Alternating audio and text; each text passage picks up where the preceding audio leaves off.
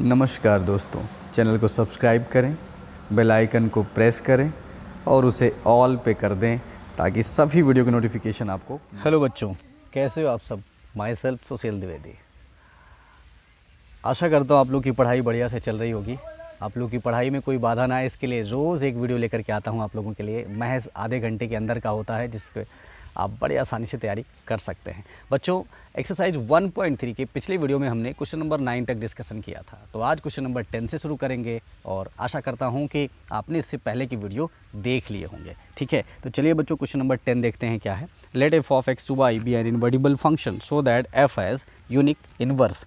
तो बच्चों, invertible function क्या होता है, हम पिछले 2-3 वीडियो में बहुत डिटेल में बात कर चुके हैं। ठीक है, तो यहाँ पे आप देखिए क्या है, एक फंक्शन दिया हुआ है, वो क्या है, F of x to y. ये एक इन्वर्टिबल फंक्शन है। ठीक है, और प्रूव करना है कि एफ के पास एक यूनिक इन्वर्स है। तो हम यहाँ लिखेंगे कि भाई ये एक इन्वर्टिबल फंक्शन है। सपोज़ इसके उल्टा कर लेते हैं, यहाँ पर सपोज़ कर लिया, सपोज़ एफ हैज़ 2 इन्वर्सेस।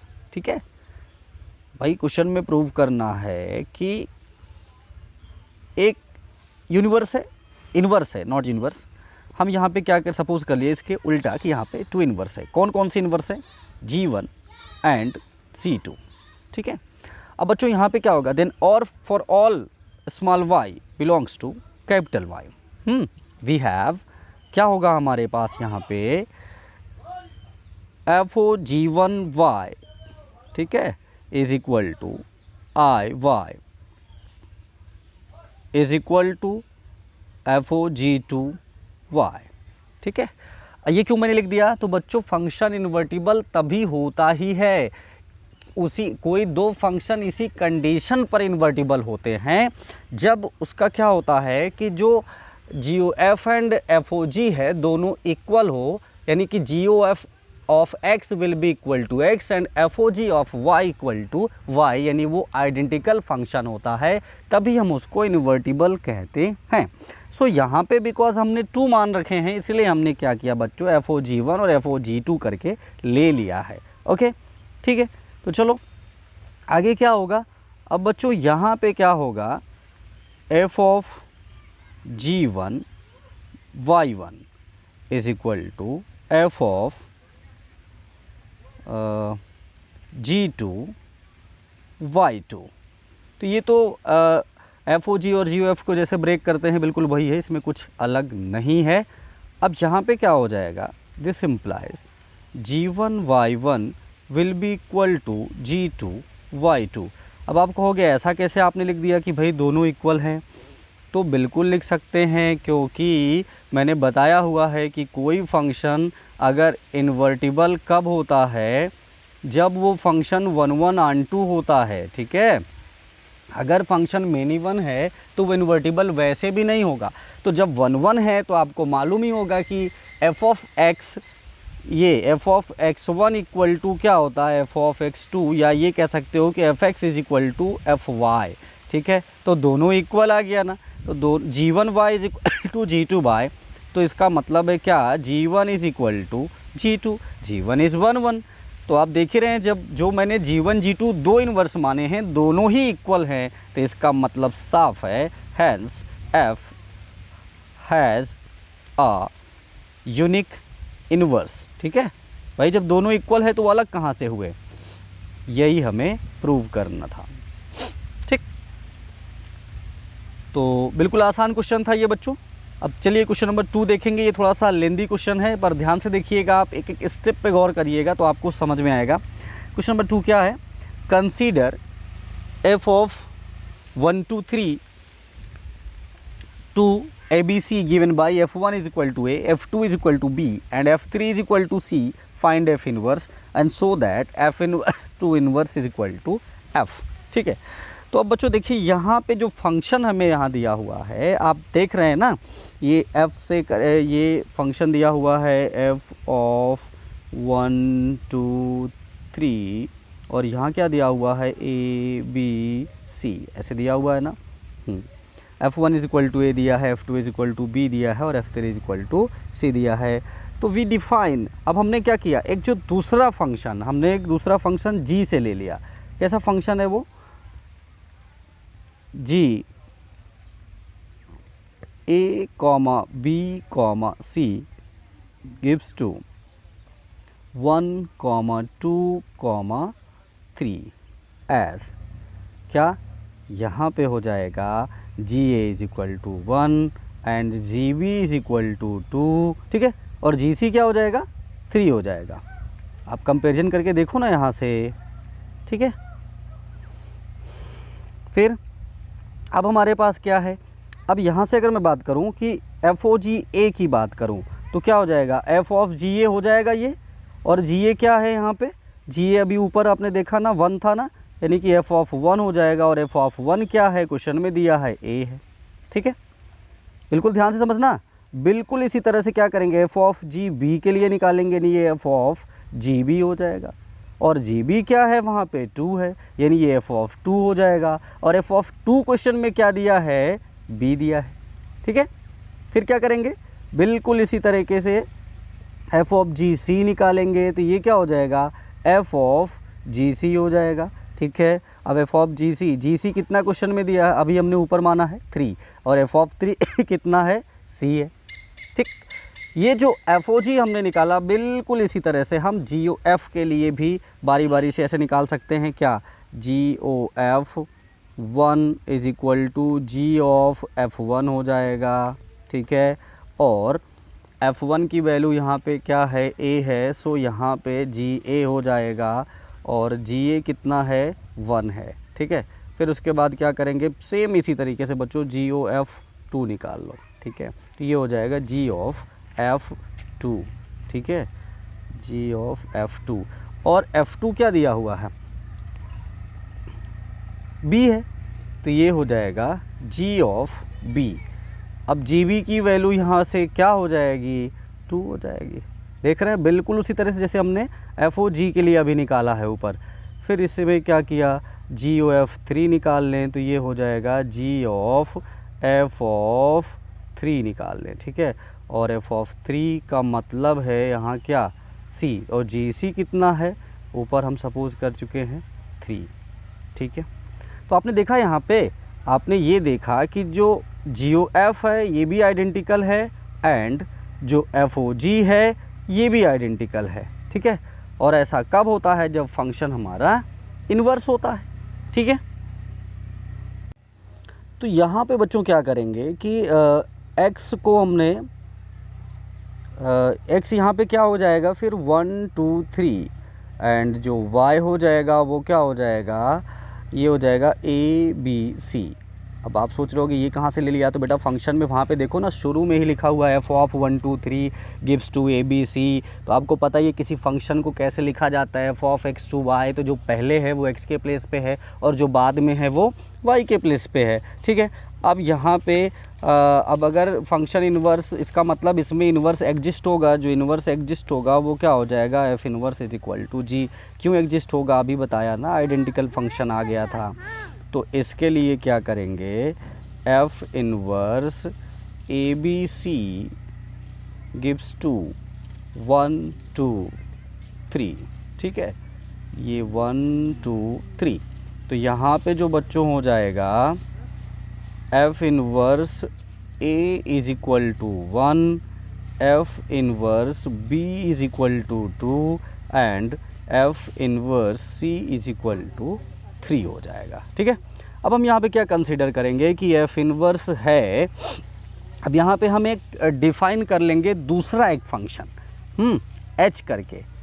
अब आप सोच रहे होंगे इतना ज़्यादा क्यों डिफाइन करते चले जा रहे हैं। भाई देखो, सबसे पहले तो यहाँ पे चीज़ें अलग अलग पूछ लिया है ना। एक तो ये पूछ लिया है कि भाई यहाँ पे एफ इन्वर्स बताओ, फिर उसके बाद शो करना है कि जो एफ इन्वर्स का इन्वर्स होगा, तो एफ इन्वर्स तो हम मान लो निकाल चुके हैं यहाँ पे, तो उसका भी इन्वर्स निकालना पड़ेगा, और उसके फंक्शन, उसी फंक्शन की इक्वल दिखाना पड़ेगा। यानी यहाँ पे अगर एक फंक्शन ले लिया h 1, 2, 3, और यहाँ क्या ले लिया है a b c, ठीक है। और यहाँ कैसे हो जाएगा, बिल्कुल उसी तरह h1 is equal to a, and h2 is equal to b, and h3 is equal to c हो जाएगा, ठीक है। तो उसी तरीके से अब देखो बच्चों, इस बार GOH1 निकालोगे तो GOH1 निकलेगा कितना, Ga कितना होता है 1, ठीक है। फिर क्या करेंगे, GOH2 निकालेंगे। अब तो समझ गए होगे ना अभी क्या करने वाला हूँ। फिर इसी तरह FOG निकालूंगा, जिस तरह वहाँ पे पीछे किया था सेम उसी तरह। तो ये हो जाएगा GOH2, ठीक है। अब H2 कितना है बच्चों, यहाँ पे B है ना, यानी ये GB हो जाएगा और GB की वैल्यू क्या है 2 है, ठीक है। फिर क्या करोगे, GOH3 निकाल लोगे यहाँ पे, GOH3 यानी कि GOH3, ठीक है। अब H3 यानी कि GC है ना, ये C बन गया और GC कितना था 3 था, ठीक। बिल्कुल इसी तरह आप HOG ABC निकालोगे तो वहाँ भी ABC आ जाएगा। तो बच्चों उधर भी यही प्रूव हो जाएगा कि जो GOH है वो भी आइडेंटिकल फंक्शन है और जो HOG है वो भी आइडेंटिकल फंक्शन है, जहाँ पे X क्या है 1 2 3 एंड X क्या है 1 2 3 और Y क्या है ABC, ठीक है। बिल्कुल वही चीज़ें हैं। तो यहाँ पे आपने देखा कि जो इमेज ऑफ G है वो एग्जिस्ट करेगी, यानी G inverse is equal to H।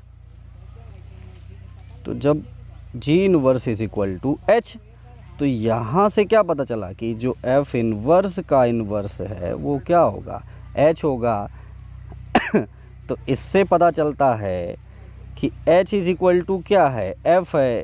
तो यहाँ से प्रूव हो गया कि F इनवर्स का जो इनवर्स है वो क्या है, F, ठीक है। अब आप थोड़ा सा एक बार फिर से रिव्यू देख लो इसका, आप समझ लो क्या क्या इसमें किया गया और क्यों किया गया है। बच्चों देखिए, ये क्वेश्चन में क्या हुआ था, इन्होंने एक कंडीशन के तहत हमको बांध दिया जिसे फॉलो करके हमें वो प्रूविंग करनी थी। नहीं तो अगला क्वेश्चन भी इसी से रिलेटेड है, लेकिन वो छोटा हो जाएगा, इतना बड़ा नहीं जाएगा, ठीक है। तो यहाँ पे क्या किया गया कि सबसे पहले तो इसको हमने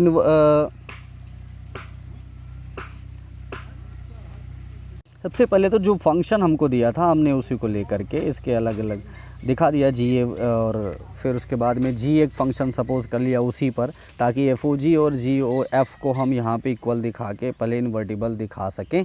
फिर उसके बाद में क्या किया, XY ले लिया उसी तरीके से, और फिर से वही किया, इस बार क्या किया, H में ले लिया एक फंक्शन, फिर उसके लिए GOH एंड HOG वहाँ भी हमने दिखा दिया दोनों को आइडेंटिकल, और दिखा दिया कि जो G इनवर्स है वो H के इक्वल है। तो जो F इनवर्स का इनवर्स होगा वो डेफिनेटली H हो जाएगा और H is equal to F है। तो वहीं से कोरिलेट करके हमने यहाँ पे प्रूव कर दिया है, ठीक है। तो चलिए बच्चों क्वेश्चन नंबर 12 पे आते हैं। ये रहा हमारा क्वेश्चन नंबर 12। क्वेश्चन नंबर 12 है, let f of x to y be an invertible function so that the inverse of f inverse is f। बच्चों प्रूव तो यहाँ भी वही करना है जो पिछले क्वेश्चन में करना था। क्या प्रूव करना है, यही कि f इन्वर्स का जो इन्वर्स होगा वो क्या होगा, f होगा, ठीक है। लेकिन अब यहाँ पे हमें कंडीशन नहीं है कि जो फंक्शन उन्होंने दे रखा है कुछ उस तरीके से यूज करके करना है, इसलिए ये थोड़ा सा छोटा हो सकता है। तो हमने सबसे पहले क्या किया, जो हमारा फंक्शन दिया हुआ है let f of x to y, यही फंक्शन दिया हुआ है ना, एक इन्वर्टिबल फंक्शन है, ये हमने सपोज कर लिया, this is given in our question. तो यहाँ पे क्या करेगा, यहाँ पे एक एग्जिस्ट करेगा बच्चों एक function g y to x such that. अब आप सोच रहे होंगे ये जी क्यों ले लिया, अरे भाई जब इन्वर्टिबल फंक्शन है उन्होंने खुद बता दिया ना। अब इन्वर्टिबल है ऐसा उन्होंने खुद बता दिया है, तो निश्चित रूप से हम इन्वर्टिबल कब होता है ये जानते हैं ना, कि जब f और g कोई दो फंक्शन है वो इन्वर्टिबल होंगे अगर दोनों आइडेंटिकल फंक्शन आते हैं, GOF और FOG करके, तो वो कंपोजिशन दिखाएंगे कैसे, इसीलिए दूसरा फंक्शन g हम यहाँ पे सपोज कर लेते हैं, ठीक है। तो बच्चों ठीक है, f of x to y ये है और g x टू y ये है, सच दैट किस तरीके से है कि GOF is equal to IX, ठीक है, एंड FOG कितना हो जाएगा, IY हो जाएगा, ठीक है। FOG is equal to IY, ठीक है बच्चों। Here F inverse is equal to G। अब ये कहाँ से ले लिया, अरे क्वेश्चन में तो दिया है, इसीलिए तो क्वेश्चन छोटा पड़ गया। क्योंकि पिछले क्वेश्चन में हमने पहले इन्वर्टिबल रिलेशन दिखाया, फिर उसके बाद में दो फंक्शन कंपेयर करके वो चीज़ लाई थी, जबकि यहाँ पे उन्होंने खुद दे रखा है। तो ये तो हमने लिख दिया कि भाई f inverse is equal to g, क्योंकि ये इन्वर्टिबल फंक्शन है, ऐसा पहले से क्वेश्चन में दिया है। ठीक है, अब देखो, आप जानते हो कि g o f is equal to यहाँ क्या होगा, फिर आई एक्स होगा, एंड एफ ओ जी क्या होगा, आई वाई होगा। ये भी आप जानते हो, क्योंकि ये कंडीशन में ही होता है इन्वर्टिबल के। ठीक है, तो बच्चों यहाँ पे एफ इनवर्स ओ एफ क्या होगा, ये क्या होगा, आई एक्स होगा। कैसे भाई, g is equal to f inverse है ना, ऊपर देखिए ना, तो उसी की जगह हमने ये वैल्यू पुट कर दिया है, तो ये आई एक्स हो गया, and F O F inverse क्या हो जाएगा, आई वाई हो जाएगा। ये कहाँ से लिया है, ध्यान से देख लो, ये लिखा हुआ है ना, f inverse is equal to g, उसी का तो यूज़ किया है इसमें जी ओ एफ और एफ ओ जी में। तो इस तरीके से हमारा रिलेशन बन गया। तो अब जो हमारा फंक्शन बन गया यहाँ पे बच्चों क्या हो गया, F inverse Y to X is invertible. ठीक है, ये क्या है, इन्वर्टिबल है। फिर तो F is the inverse of F inverse, है ना, F is the inverse of F inverse, that is F inverse of inverse is equal to F. यही हमें प्रूव करना था। ठीक है, आया समझ में बच्चों। तो चलिए क्वेश्चन नंबर 13 की ओर पहुंचते हैं। ये रहा हमारा क्वेश्चन नंबर 13 और 13 है जो कि ऑब्जेक्टिव है बच्चों। यहाँ पे क्वेश्चन नंबर 13 में बोला है कि एक फंक्शन है F of R to R, यानी कि डोमेन एंड को डोमेन दोनों ही इसके रियल हैं। कुछ ऐसे दिए हुए हैं, F of X is equal to 3 minus X cube to whole power 1/3। तो फाइंड करना है एफ ओ एफ एक्स। तो बहुत आसान है बच्चों, एफ ओ एफ एक्स ये फाइंड करना। तो इसके इक्वल में क्या हो जाएगा, एफ ऑफ एफ एक्स हो जाएगा ना। और एफ एक्स आपके क्वेश्चन में क्या दिया है, आप ध्यान से देखो, 3 माइनस एक्स क्यूब का होल क्यूब, यानी ब्रैकेट में मैं क्या लिखूँगा ऐसे, 3 माइनस एक्स क्यूब की पावर 1/3, यही होगा ना। हाँ बिल्कुल, यानी कि अब जो एफ एक्स में ही इसको रखना है बच्चों, एक्स के प्लेस पे ये वैल्यू रखनी है, यानी ये पूरा। तो अब देखो ना, एफ एक्स में क्या लिखा हुआ है, 3 माइनस एक्स क्यूब, तो 3 माइनस एक्स क्यूब, तो एक्स में ये पूरा रखूँगा क्या, 3 minus X cube whole power 1/3। और इसका क्यूब ऑलरेडी क्वेश्चन में दिया हुआ है ना। तो ये 3 और 3 क्या हो जाएगा, कैंसल। ठीक है, अब जब कैंसिल हो गया तो ये क्या आ गया, 3 माइनस 3 प्लस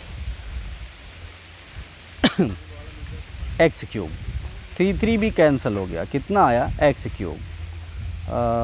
एक सेकंड,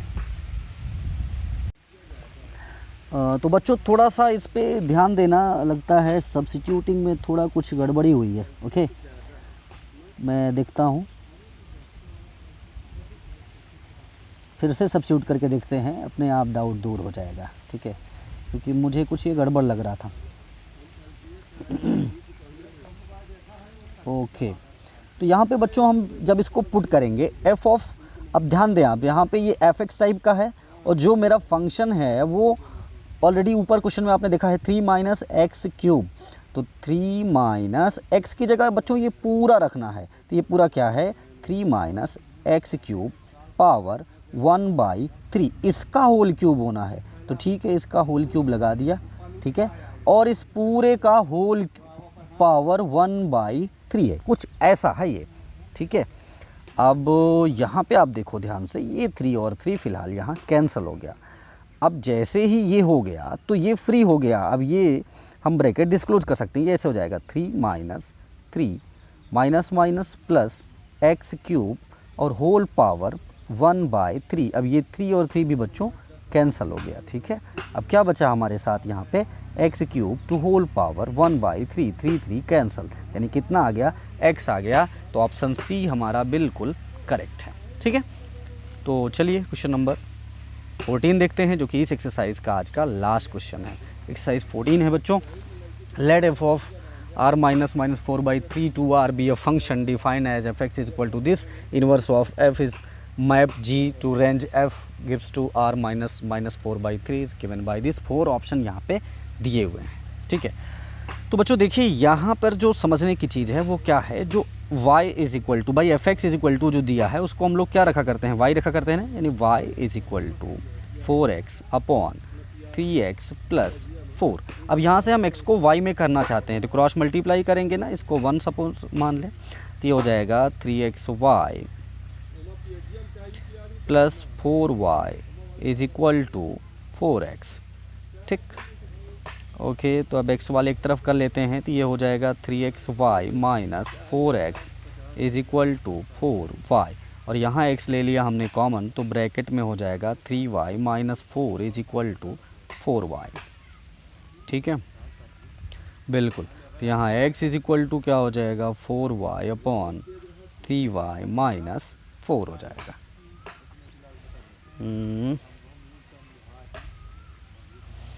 भाई ये देखिए 3x प्लस 4 था, हमने क्रॉस मल्टीप्लाई किया तो ये 3xy plus 4y is equal to 4x। अब इसको इधर लिया तो ये 3y माइनस 4 हो गया, वो नीचे चला गया। ओके, ठीक है, फिर अब आप देखिए जो आपको रेंज यहाँ पे दिया है, जो जी वाई करके दिया है, वो क्या हो जाएगा 4y अपॉन 3y माइनस 4 हो जाएगा।